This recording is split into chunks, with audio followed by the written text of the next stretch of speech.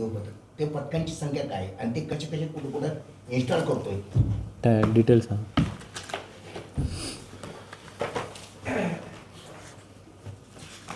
भरारी पथक आपण 9 भरारी पथक नेमलेले आहेत. प्रत्येक आरोवाईज एक एक पथक सर आपण दिलेलं आहे. हे जिथं जिथं त्यांच्याकडे जशा तक्रारी किंवा त्यांना जसं आवश्यकता भासेल त्या पद्धतीनं प्रत्येक आरोवाईज एक पथक आपण भरारी पथक दिलेलं आहे. त्यानंतर व्हिडिओ सर्व्हिलन्सची टीम जी आहे ती सुद्धा आपण प्रत्येक आरोवाईज 3-3 शिफ्टमध्ये दिलेली आहे. तसंच हे भरारी पथकाचे पण सर शिफ्ट केलेले आहे. आपण प्रत्येक 3 शिफ्ट केलेले आहे. प्रत्येक पथकाच्या एक पथक 8 तास काम करेल अशा पद्धतीनं 3-3 याच्यामध्ये हे केलेलं आहे. व्हिडिओ सर्व्हिलिंगचं पण आपण प्रत्येक आरोला 3 पथक म्हणजे 3 शिफ्टमध्ये 3 पथक अशा पद्धतीने प्रत्येक आरो वाईज त्याचं हे केलेलं आहे. आता जे आपले SST ची जागा असतात त्या आपण 15 निश्चित केलेल्या आहेत. यातलं एक आहे हर्सुल सावंगी नाका,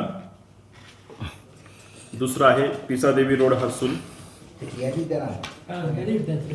ठीक आहे देऊ टाका. बाकी काय? म्हणजे इथे चेकिंग पॉईंट असणार. चेकिंग पॉईंट 15 जागा निश्चित केलेल्या आहेत. दुसरे निवडणूक निर्णय अधिकाऱ्यांचे फोन नंबर किंवा त्यांचे मोबाईल तुम्ही जर दिले असतील त्यांना अवेलेबल करू तर त्यांचे नंबर आम्हाला मिळाले तर कॉन्टॅक्ट नंबर ठीक आहे. सगळ्यांचे नंबर जे 10 तुम्ही निवडणूक निर्णय अधिकारी. 10 निवडणूक निर्णय अधिकारी. 9 9+1 आचारसंहिता प्रमुख.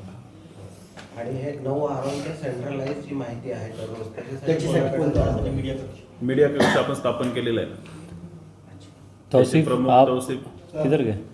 आप इनको एकत्रित इन्फॉर्मेशन सबसे इकट्ठा करके उनको देना. लगा तो DIO के ऑफिस में रिक्विजिशन कर लो, उनके और मजबूत करो कार्यालय. आणि लोकांना ज्या दुसऱ्या कुठल्याही जे PRO वगैरे असतील कुठल्या युनिव्हर्सिटी इकडे तिकडचे त्यांना सर्वांना रिक्विजिशन करा. सभा आहे प्रचार रॅली काढायची किंवा यांच्या परवानग्या हे कोणाकडून किडक्या परवानगीचे जे आहे जे प्रत्येक RO ऑफिसला तर आहेतच, त्यासोबतच एक सेंट्रलाइज्ड पण आपण दिलेलं आहे. ते अपर्णा तेटे यांचा त्यांच्या त्या प्रमुख आहेत. म्हणजे शहरात कुठेही जर रॅली काढायची तर त्यांनाही जर आपण नाही, त्या निवडणूक निर्णय अधिकारीकडे तुम्ही जाऊ शकता आणि नसेल तर सेंट्रलाइज पण ठेवलेलं आहे. आणि हे NOC घेण्यासाठी सेंट्रलाइज पद्धत करणार हां, सेंट्रलाइज्ड मध्ये कुठले NOC? या थकबाकीच्या उमेदवारांना 9 झोनमध्ये फिरून त्यांना घ्यावं. नहीं वो तो ऑनलाइन ले सकते हैं ना. जोन में अपन NOC अभी देना बंद कर दिए प्रॉपर्टी टैक्स का, वो तो ऑनलाइन ही है. तर काय झालंय की झेरॉक्सवाल्यांनी एक ॲफिडेविट बनवलंय त्याच्यावरती झोन क्रमांक 1 ची थकबाकी नसल्याचं. ते चुकीचं आहे. तसं काही हे आपण बेबाकी नसतं. त्यांना online बघा केलेलंच आहे. शेवटी त्यांनी शपथपत्र लिहून द्यायची आहे.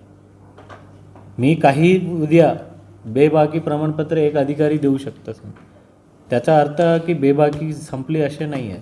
प्रत्येक कॅन्डिडेटला त्यांना माहिती आहे की मी माझा कुठलंही बेबाकी नाही. ते त्यांच्या प्रॉपर्टीचं ते ऑनलाईन व्हेरीफाय करू शकता. आणि basically property tax, water tax आणि ऑब्वियसली त्यांचं दुकान तर असू शकत नाही. दुकान असेल तर तो डिस्क्वालिफायच होईल ना, प्रॉफिट आहे म्हणून त्याचा. त्यामुळे प्रॉपर्टी टॅक्सचे आणि वॉटर टॅक्सचे असणार. काही लोकांनी तर मी कंत्राटदार नसल्याबाबतचे प्रमाणपत्र ते कसे काय चेक करून देणार आहे? ते नाही आहे. ते नॉमिनेशन फॉर्ममध्ये शपथपत्रावर द्यायची आहे, तो सुद्धा विना स्टॅम्पची. एखाद्याला तुमच्याकडे गोपनीय तक्रार करायची असेल इलेक्शनच्या संदर्भात इथं पैसे वाटप होत आहेत किंवा ते काही अवैध प्रकार चालू आहेत तर त्यांच्यासाठी कोणते दूरध्वनी क्रमांक आहेत? ते आचारसंहिता कक्ष आहेत ना, कक्षातच कळवायचं डायरेक्ट. हां. तिथं समजा तिथला माणूस त्यांचा चाहनेवाला असणार त्याने सांगणारच नाही की नको बोलू. आजकाल फार ते मला द्या. मी पण चाहनेवाला असेल तर राज्य निवडणूक आयोगाला द्या. परंतु तुम्हाला आम्ही या सर्व पथकामध्ये विविध डिपार्टमेंटच्या सर्व अधिकारी त्या ठिकाणी आहेत आणि प्रत्येक अधिकाऱ्यांना सक्त सूचना दिलेल्या आहेत. हा निवडणूक निपक्षपातीपणे, निर्भीडपणे, शांतपूर्व पार पाडायची आहेत आणि कुठल्याही ठिकाणी अशा पद्धतीच्या तक्रारी आल्या त्या पोलीस कार्यालयाला पण कळू शकतात, आम्हाला पण कळू शकतात, निवडणूक निर्णय अधिकारीला कळू शकतात. ज्यांना ज्या ज्या ठिकाणी विश्वास आहे त्या ठिकाणी ते कळू शकतात. आणि आलेल्या तक्रारीचा तातडीनं निपटारा करण्याची आलेल्या कार्यालयाची ते जिम्मेदारी असणार आहे. किती मिनिटात सर तक्रार निवारण करण्याचे आदेश दिले? हां किती मिनिटात तक्रार निवारण करण्याचे आदेश दिले? किती मिनिटात म्हणजे? 7 मिनिटाचा अवधी होता कोणते? विधानसभेला. हां. तसं काय आपल्याकडे टाइम इथं तसं हे ॲप्लिकेशन वगैरे ते नाही आहे. जसं इलेक्शनमध्ये ते होतं काय होतं सी विजिल नावाचं होतं. इथं तसं काही नाही आहे. इथं लेखी स्वरूपात तुम्ही तक्रारी केलं ते लेखी स्वरूप आम्ही इमिडिएटली तात्काळ त्याला कारवाई करण्याची ते 60 मिनिटमध्येच आम्ही करण्याचे जे विधानसभेचं आहे तेच. आलेलं तक्रारी कधी आहे आजकाल लोक व्हॉट्सॲपमध्ये पण करतात किंवा कुठेही करतात ते आम्ही इमिडिएटली फॉरवर्ड करून 60 मिनिटाच्या आत निपटारा करण्याचे प्रयत्न करू. सर असेंबली और पार्लियामेंट इलेक्शन में कैंडिडेट को जो है तो उनके ऊपर किसी किस्म का कोई केस नहीं है, ऐसा एडवर्टाइजमेंट देना पड़ता था. इसको तो भी क्या इस करना वक्त भी देना पड़ेगा? यस है ना वो सूचना है उसमें आ लगेगा. हे ईव्हीएम मशीनचं आपण प्रभागनिहाय टेबल वगैरे दाखवणार आहोत. हां दाखवणार आहे. जसं EVMचं आपल्याकडे जसं आला ते आपण एक स्वीपच्या कार्यक्रममध्ये लोकांना म्हणजे वेगळं गाडी ठेवून प्रभाग वाईज कसे कसे मतदान करायचं आहे ते एक डमी आपण तयार करून डमी बॅलेट पेपर वगैरे तयार करून आपण करणार आहे. सर ये जो एक प्रभाग से 4 कैंडिडेट रहेंगे तो एक कंट्रोलिंग यूनिट रहेगा और उनके 4 बैलेट यूनिट रहेंगे या एक ही बैलेट यूनिट में पूरे जैसे चारों कैंडिडेट के नाम आएंगे? देखो एक बैलेट यूनिट में 16 तक रह सकते हैं. जी. अगर समझो एक अ में 4 ही है, 4 ही कैंडिडेट है, फिर 4 + 1 नोटा, उसके बाद फिर एक बंद होता है, फिर एक ब, फिर अगर उसमें कितने हो फिर ऐसे ऐसे ऐसे फिर दूसरा BU होता है या फिर एक ही BU में हो सकता है. अगर समझो एक प्रभाग में 4 कैंडिडेट है, 4 को चुन के आना है, समझो 8 ही लोग हैं, 8 ही एप्लीकेशन है. तो पॉसिबल वो ज़्यादा कुछ भी पॉसिबल हो सकता है, वो नहीं मैं आपको हाइपोथेटिकली बता रहा हूँ. तो फिर वो एक ही BU में ख़त्म हो सकता है. कहीं 2 होता है, कहीं 3 होता है, कहीं 4 हो सकता है. It all depends upon number of, लेकिन एक ही CU रहेगा. CU एक आहे. एक ही CU रहता है. नाही, अनेक ठिकाणी तक्रारी होत्या विधानसभेला की मोबाईलवर वोटिंग सीओला हे होऊन करून मतदान बदललं जातं किंवा मतदानाची आकडेवारी कमी अधिक होती. तर त्या काय दृष्टिकोनातून काय खरं सांग. विधानसभेला ज्यावेळेस मोबाईलवरून हे कंट्रोल युनिटला फंक्शन केलं जातं किंवा त्याची मतं फेरफार वगैरे होती, अशा काही तक्रारी झालेल्या आहेत इतर ठिकाणी.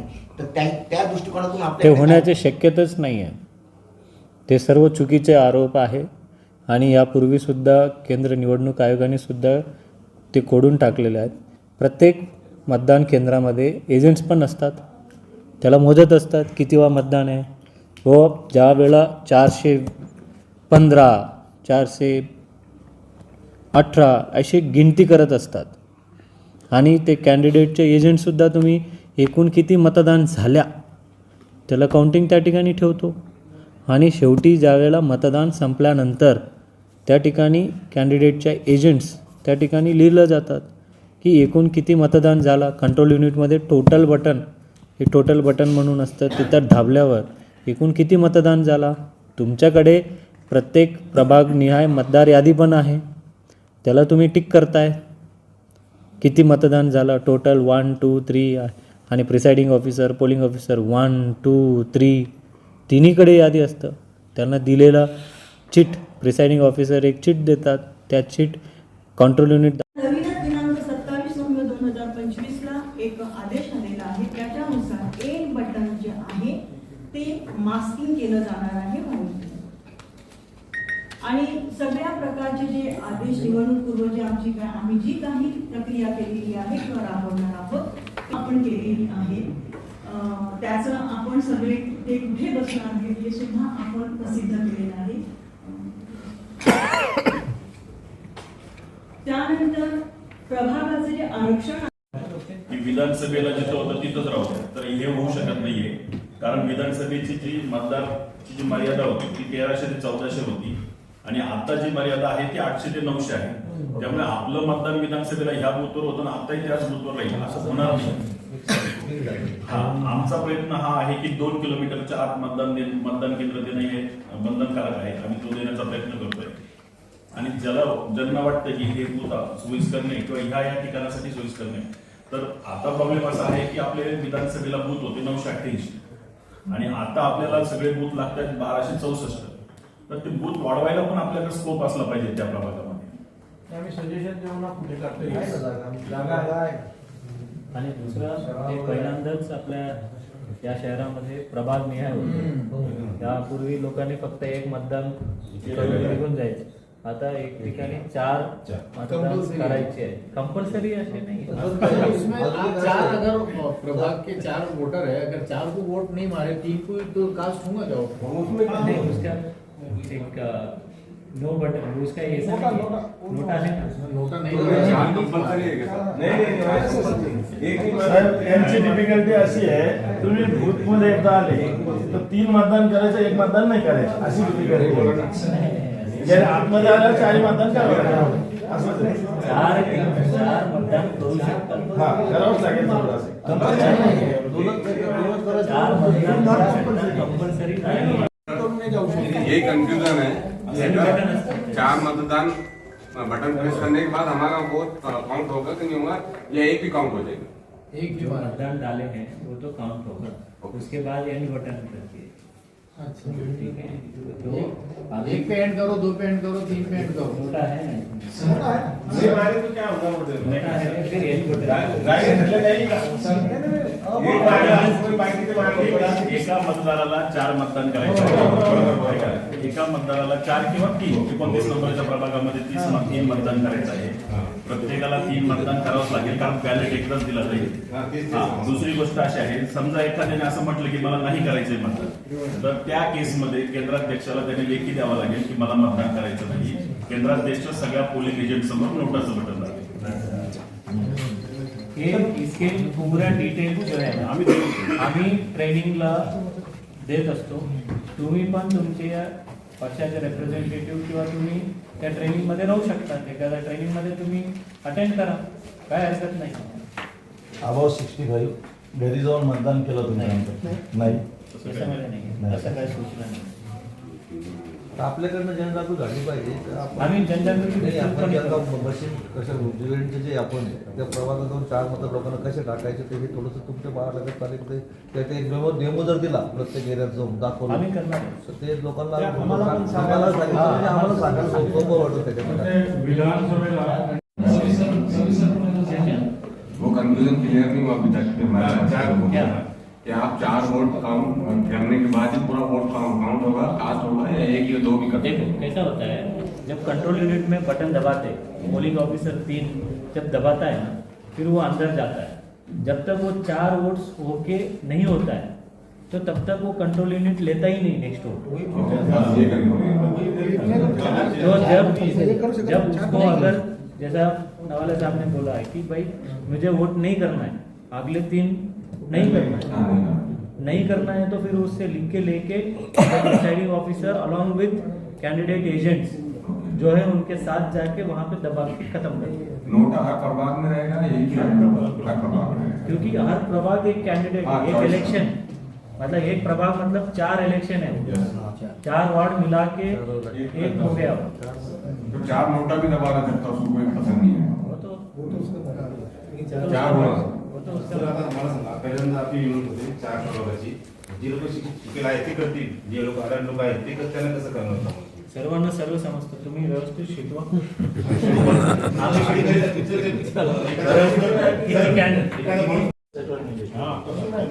बहुत बड़ी यादी कब तक सर बहुत काही चेंजेस केले का?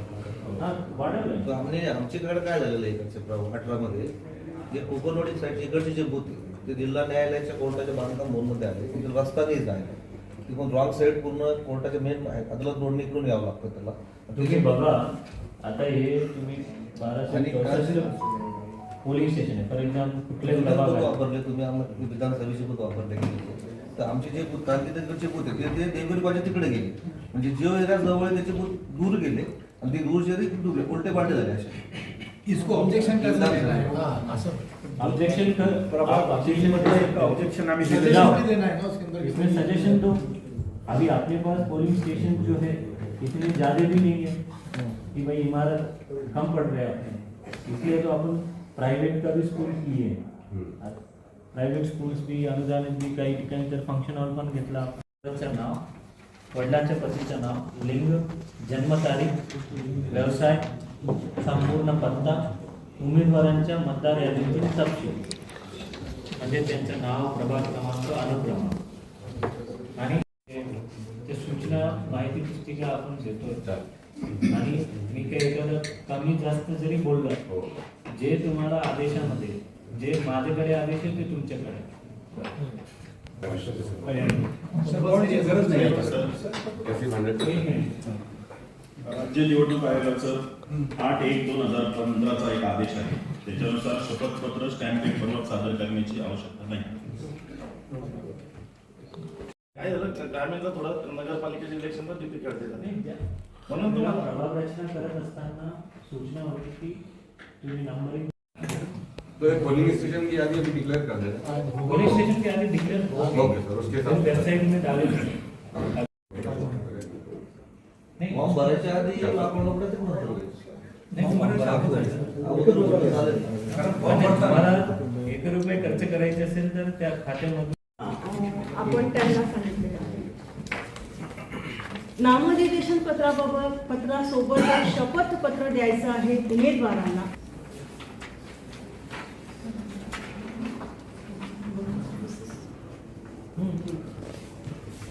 निवडणूक निर्णय अधिकारी यांचे जे आपण आता अगोदरच मी सांगितलं जाहीर प्रसिद्धी केलेलं आहे पेपरमध्ये, राजपत्रात तुम्हाला दाखल केलेलं आहे, तुम्हाला माहिती हर मशीन पे चलता है. घेत आहे. जास्त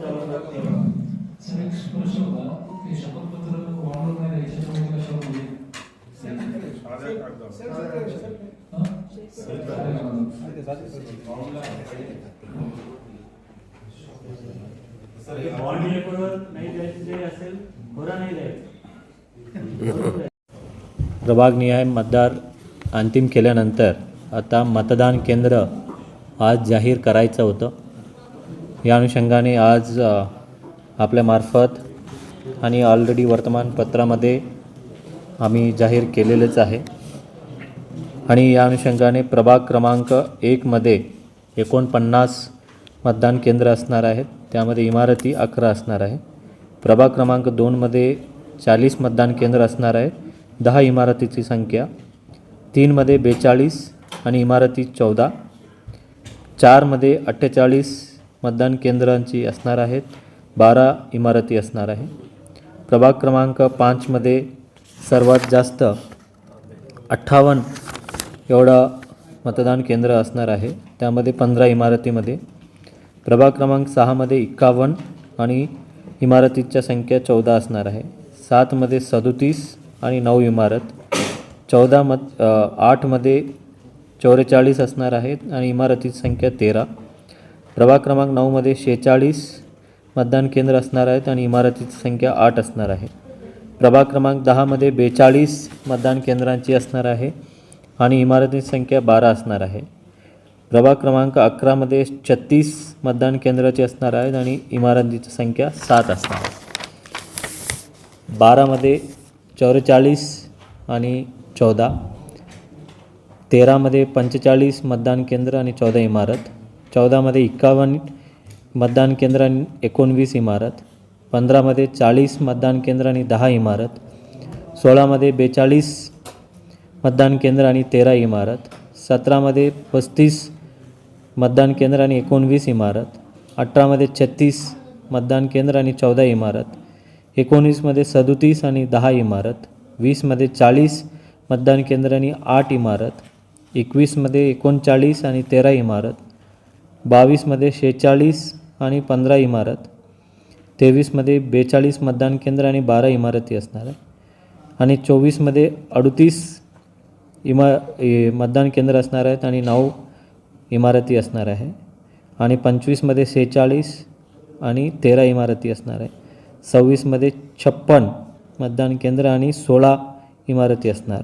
27मध्ये 43 मतदान केंद्र आणि 9 इमारती आणि 28मध्ये 55 आणि 22 इमारती असणार आणि 29मध्ये 36 मतदान केंद्र आणि 8 इमारती.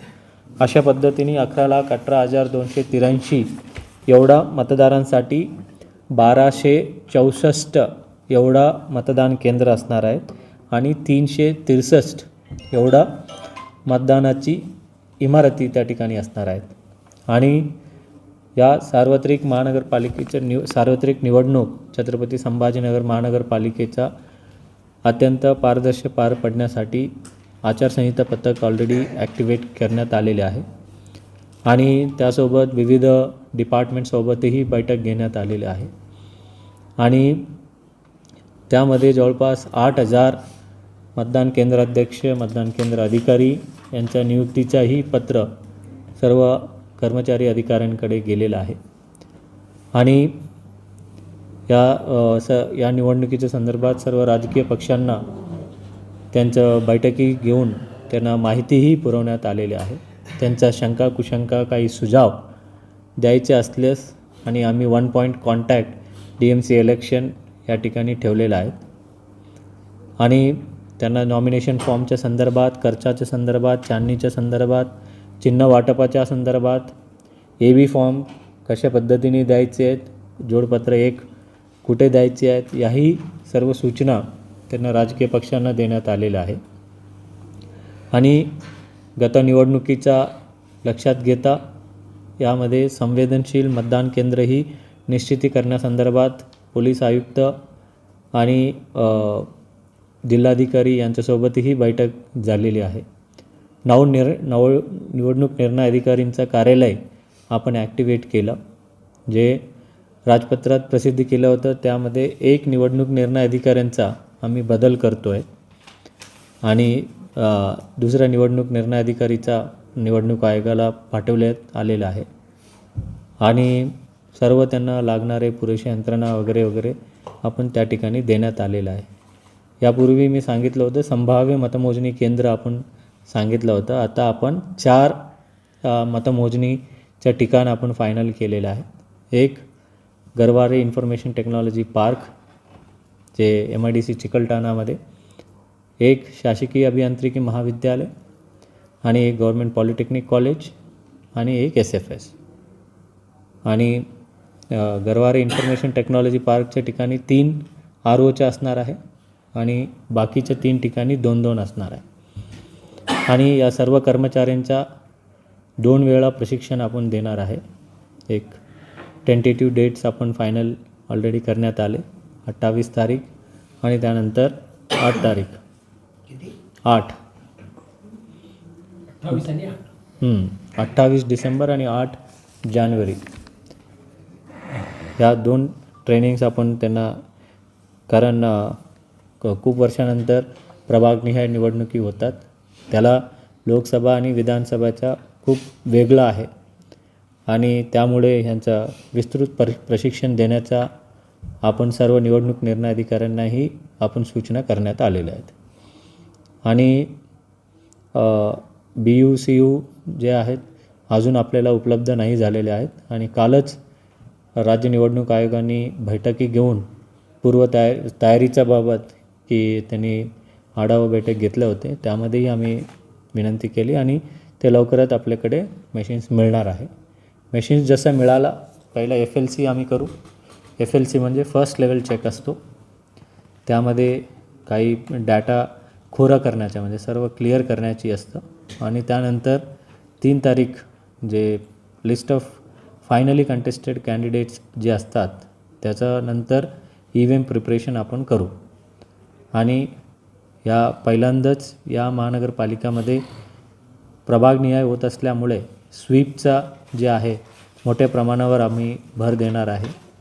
त्यामध्ये घंटागाडीपासून युनिपोल, स्कूल्स, सर्व माध्यमांमार्फत आपण सर्व लोकांपर्यंत पोहोचून त्यांना एक मतदान नव्हे, एक प्रभागामध्ये 4 आणि फक्त 29मध्ये 3 मतदान त्यांना करावायचे अधिकार त्यांना प्राप्त आहे त्याला जाणीव करून देणे आणि त्या पद्धतीने त्यांना IEC करण्याचा आपण प्रयत्न करत आहोत. सो परत ह्या मतदान केंद्राचे आता केंद्रनिहाय मतदार यादीचा कार्यक्रम 27 तारखेला आम्हाला फायनल करावायची आहे. त्याचं कार्यवाही आपण सुरू केलेले आहेत. आपण जे आता बैठी पथक स्थिर आणि तिन्हीच्या ठिकाणी मॅच होतो. कॅन्डिडेट एजंट्सकडे मॅच होतो आणि मोर इम्पॉर्टंटली कंट्रोल युनिटवर मॅच होतो. हे इम्पॉर्टंट आहे. निवडणुकीसाठी आतापर्यंत महत्त्वाच्या कोणकोणत्या खर्चासाठी आपण मंजुरी दिली? सर्व प्रकारचे खर्च म्हणजे साहित्य, मानधन, मंडप, जेवण. आता मोठी निवडणूक आहेत. सार्वत्रिक निवडणूक असल्यामुळे बजेट 10 अंदाजित ठेवलेलं आहे. कमी जास्त होऊ शकतं कारण निवडणूक चांगल्या पद्धतीने पार पाडण्यासाठी ज्या ज्या गोष्टी अपेक्षित आहे आवश्यक आहे त्या गोष्टी सर्व करावं लागेल आपल्याला. सर बैलेट यूनिट पे जो है तो नोटा का बटन एक ही रहेगा? नहीं, हर एक प्रभाग वाइज रहता है. हर प्रभाग में एक अ का भी नोटा होगा, एक ब का भी होगा, एक क का भी होगा, एक ड का भी होगा. 4 नोटा के बटन. 4 नोटा दबा के बाहर जा सकता हूँ. बिल्कुल जा सकता है.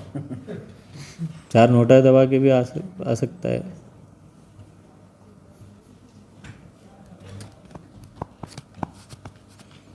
पोलीस किती लागणार आहे सर कर्मचारी? तुम्ही आता बैठक घेतली अधिकाऱ्यांसोबत वगैरे, तर पोलिसांची संख्याबळ किती आहे आपल्याकडे? किती ठेवणार? बाहर से भी फोर्स आने वाला है. 3-4 हज़ार तक तो लगेगा. सर चूँकि फर्स्ट टाइम ब्लॉक सिस्टम हो रहा है तो इसमें पब्लिक में अवेयरनेस के लिए, वोटर्स में अवेयरनेस के लिए कुछ डेमो वगैरह दिए जाएंगे?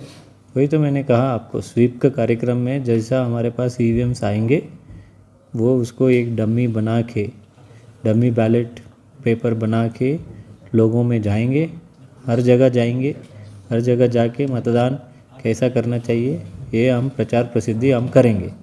उसी प्रकार से वीडियोस भी बनाएंगे. एक इन्फ्लुएंसर्स को भी हम लेके आके लोगों तक कैसे मतदान करना है उस प्रकार से भी हम बताएंगे. We will use social media, we will use print media, we will use electronic media, we will use direct media. जो लोगों तक डायरेक्टली वो मशीन हाताळेंगे वो उस प्रकार से हम दिखाएंगे. सहसा करून शहरात आता आमदारांचं प्राबल्य जास्त आहे, सत्ताधाऱ्यांचं प्राबल्य जास्त आहे की धमकून अधिकाऱ्यांना किंवा याच्यावर, तर त्यांच्यावर कडक लिगली तातडीने ॲक्शन होईल का? 100% कुठल्याही गोष्टीला आम्ही आता सर्व अधिकारी राज्य निवडणूक आयोगाचा डेप्युटेशनवर आहेत. इथं आज जे प्रकार झाला मतदाराला एका हॉलमध्येच बंद करून ठेवलं. कोण? नांदेडला. तर माझ्या जिल्ह्याचं सांगा. मी छत्रपती संभाजीनगर महानगरपालिकेचा देखो व्हायला कुठेही होऊ शकतं. झाल्यानंतर आम्ही कारवाई नाही केली त्यावेळेस तुम्हाला पूर्ण अधिकार आहे आरोप करण्याची. नाही झाला पाहिजे या गोष्टीचा आहे. झाला 100% इमिडिएटली आम्ही ते कारवाई करण्याची सर्व सूचना निवडणूक निर्णय अधिकाऱ्यांना दिले. जर कोणीही निवडणूक आयोगाचा आदेश पालन नाही करत असेल त्यांच्या विरुद्ध निवडणूक आयोगाच्या सूचनाप्रमाणे कडक कारवाई केली जाईल. छत्रपति संभाजीनगर महानगर पालिका के जो निवडणूक है वो 15 जनवरी को होने जा रहा है. इसके लिए 9 ROs नियुक्ति की गई है और इसमें 115 जो कॉरपोरेटर्स को उनको चुनाया जाएगा और इसके लिए तकरीबन 8000 कर्मचारी की नियुक्ति की गई है. इनको प्रशिक्षण भी देने का काम चालू है और ये जगह जगह पे इलेक्शन कमीशन के आदेश के अनुसार स्टैटिक टीम्स 15 जगह पे हमने नियुक्ति किया है. फ्लाइंग स्क्वाड्स भी वहाँ पे तैनात किया हुआ है और जहाँ जहाँ पे प्रचार प्रसिद्धि होती है विविध पक्ष का वहाँ पे वीडियो सर्वेलेंस टीम्स भी रहती है और ये इलेक्शंस शांतिपूर्वक पार पड़े, निर्भीड़पने से पार पड़े, इसलिए हम बहुत सख्ती से हम ये शांतिपूर्वक निवडणूक होने की हम और सभी अधिकारी मिलके कोशिश करेंगे। दुसरी विनंती आहे, पत्रकारांचे पासेस तुम्ही कशा पद्धतीने देणार आहात? कारण ते ऐनवेळेस मतदान केंद्रात जायला किंवा याला सगळ्या अडचणी राज्य निवडणूक आयोग देणार आहे, देते किंवा केंद्र निवडणूक आयोगाप्रमाणेच आपली पद्धत आपण ठेवली जाणार आहे. हो. आपल्या इथून देणार आहोत. केंद्र निवडणूक आयोगाचे जे गाईडलाईन्स आहेत त्याच पद्धतीने फॉलो केलं जाणार आहे. तुम्हाला आत प्रवेश असणार नाही, बाहेर जे आहेत ते बाहेर प्रवेश असणार आहे. आत कोणालाही प्रवेश असणार नाही. ओनली ऑथराइज्ड ऑफिशियल्स व they are only allowed to enter.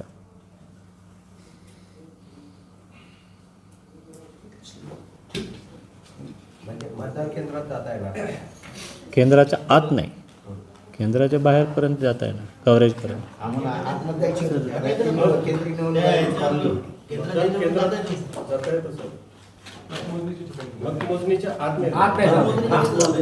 मतदान केंद्राच्या तुम्ही काय विचारता? मतदान केंद्राच्या आत नाही टाळलं. आम्ही विधानसभेला गेलेलो, लोकसभेला गेलो.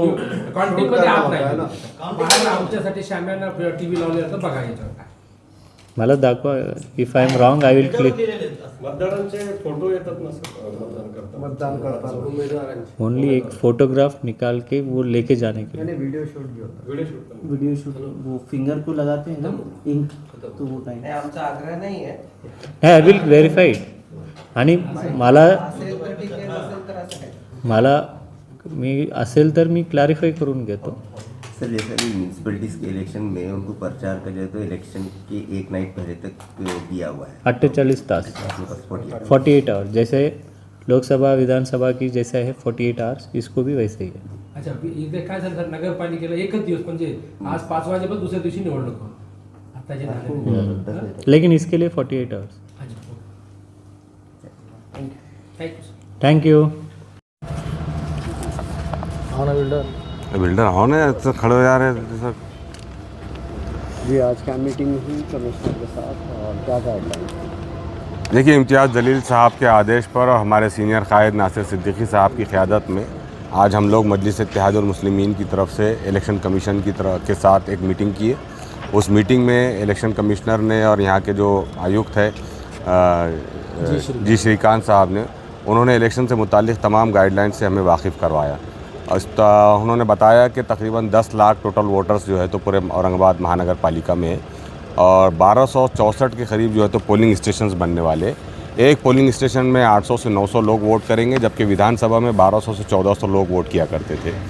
एक और बात मैं आपको बता दूं कि जो लोग इलेक्शन लड़ने के इच्छुक है, ख्वाहिशमंद है, अगर वो चाहते हैं कि अपने इलाके के, अपने प्रभाग के अंदर किसी पोलिंग स्टेशन के ऊपर अगर उनको कोई ऑब्जेक्शन है तो वो 2 दिन के अंदर अंदर जो है तो अपना ऑब्जेक्शन यहाँ पर दर्ज करवा सकते हैं, ताकि वोटर्स को आसानी हो और वो अपने घरों के करीब जो है तो वोट कर सके. इसके अलावा खर्चे के मुतालिक भी इलेक्शन कमीशन ने बताया कि तकरीबन 11 लाख रुपए एक उम्मीदवार को खर्च करने की यहाँ पर इजाज़त दी गई है. उसके लिए एक स्पेशल एक सेपरेट अकाउंट खोलना पड़ेगा. ये और इस तरीके की तमाम जो है तो पूरी डिटेल जो है तो आज इलेक्शन कमीशन की तरफ से यहाँ पर बताई गई है. मजलिस इत्तेहादुल मुस्लिमीन की तरफ से नासिर सिद्दीकी साहब ने नुमाइंदगी करते हुए अपने कुछ ऑब्जेक्शन दर्ज करवाए हैं, वो हम रिटर्न में भी जो है आज शाम तक वहाँ पर सबमिट कर देंगे.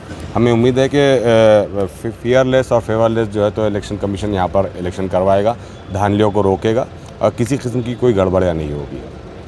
यहाँ पे आप लोगों ने कुछ ऑब्जेक्शन दे लिए होंगे, कुछ तजावीज़ पेश की होंगी, क्लियर की होंगी. हाँ, नासिर सिद्दीकी साहब ने और हमने एक बात यहाँ पर कही, कुणाल खराज साहब ने कही कि भाई 900 वोटों का आप जो एक पोलिंग स्टेशन बना रहे हैं उसको और थोड़ा सा कम करने की ज़रूरत है, कि तो एक वोटर को 4 वोट देना है और उसके लिए जो है तो वक्त तलब है. अगर वो 600 से 700 लोग एक पोलिंग स्टेशन पर रहेंगे तो ज़्यादा परसेंटेज जो है तो वोटर्स का वोटिंग का बढ़ सकता है.